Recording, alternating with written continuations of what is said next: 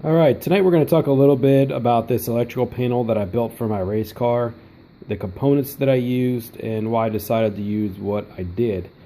First off, I used an aluminum backing plate that I picked up from a local hardware store for pretty cheap. This is a Honda P28. It has a Honda S300 module mounted inside. Terminal blocks, relays, DC sub panel, and MSD Digital 6 ignition. So with the ECU, with any electronics, you want to try to reduce as much of the vibration as possible. So I mounted them up on these mounting pads right there. They're made by MSD. I have a few extra that I'm going to mount the panel on to the chassis, but they work pretty good. I mounted them on the ECU, and I also mounted them on the MSD Digital 6 as well. So if you're mounting an electronic device that's normally mounted to the chassis up on rubber, you're losing your path to ground.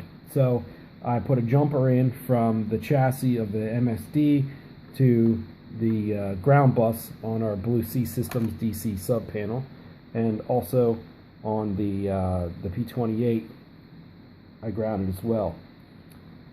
Terminal strips. I went with these terminal strips. I picked these up off Amazon for pretty cheap. These are rated for 30 amps. You want to make sure you get ones that are rated for the amount of power that you're going to use.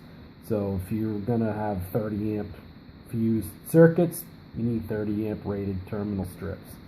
You want to make sure you get those and you don't overload the other ones, because you'll have too much resistance and you'll lose voltage passing through there. These relays, these are made by Snyder Electric. These are industrial style relays. I decided to go with these because they have silver plated terminals inside.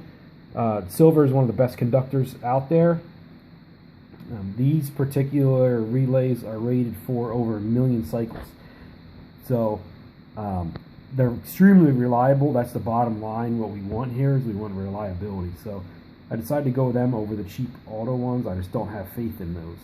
These are silver plated terminals, contacts, and rated for over 1 million cycles. So they're also rated for 30 amps for our contacts inside. So that's, to me, they're worth a few extra dollars. I think they're less than $10 each.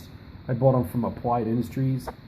They're kind of hard to find because they're 12 volt. Normal industrial components are 24 volt or 110 or 220.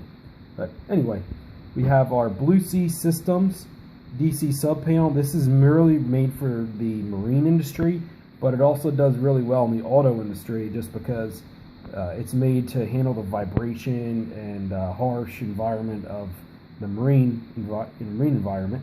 So I decided to go with this.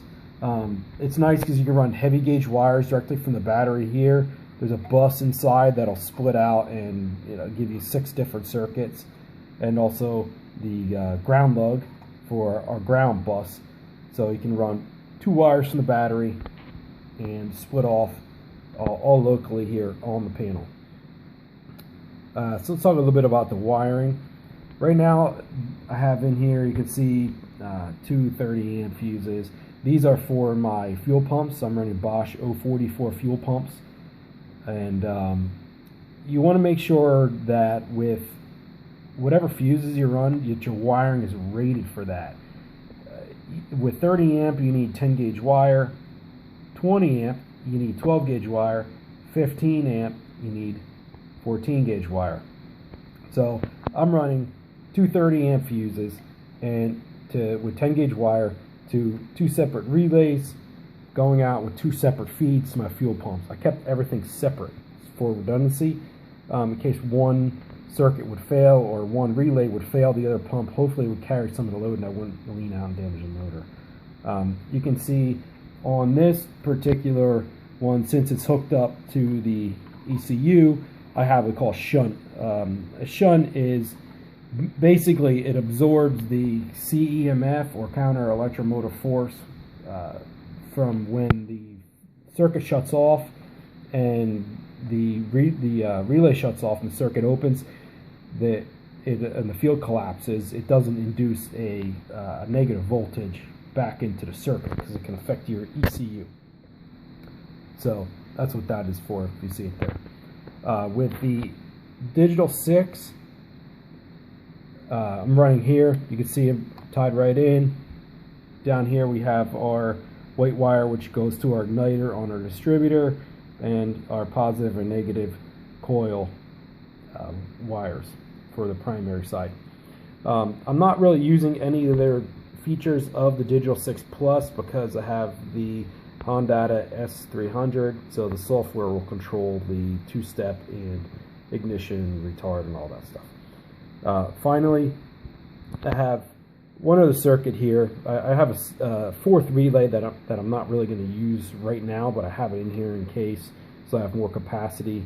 I don't like to overload the car's switched ignition power, because all that current is going through the ignition switch. So basically what I'm doing here is I have a relay set up, so when you turn the key on, the key will pull, the switched ignition power will pull in the relay, which is only drawing a few watts, and all the power will be drawn directly off of the battery, so it'll reduce the load on the car's switched ignition power.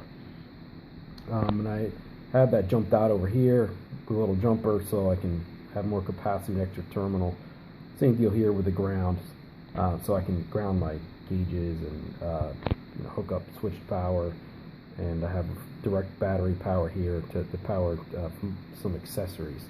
So these are the main components that are here, and that's why what I use them for. Here's a terminal block, bought off Amazon, all four of them. I think it was like $8 or something shipped. The Snyder electric relays. I picked up some car audios, battery terminals. These are pretty good quality, nice heavy duty. Inline car audio fuse that I had laying around. Some terminals,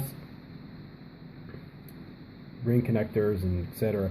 I ended up buying a whole master kit off Amazon for pretty cheap, so I have a whole bunch of different sizes, and along with the heavier gauge ones, I bought those separately. So I like to buy stuff in kits, because then you have it and you buy it once and you got it for a long period of time, and you got a lot of it. Along with over here, we have our Bussmann fuses. These are made in Japan, nice quality fuses. So I have all different sizes and such. But that's an overview of the system. So if you guys have any questions, hit me up in the comments. As always, have fun racing and stay safe, guys.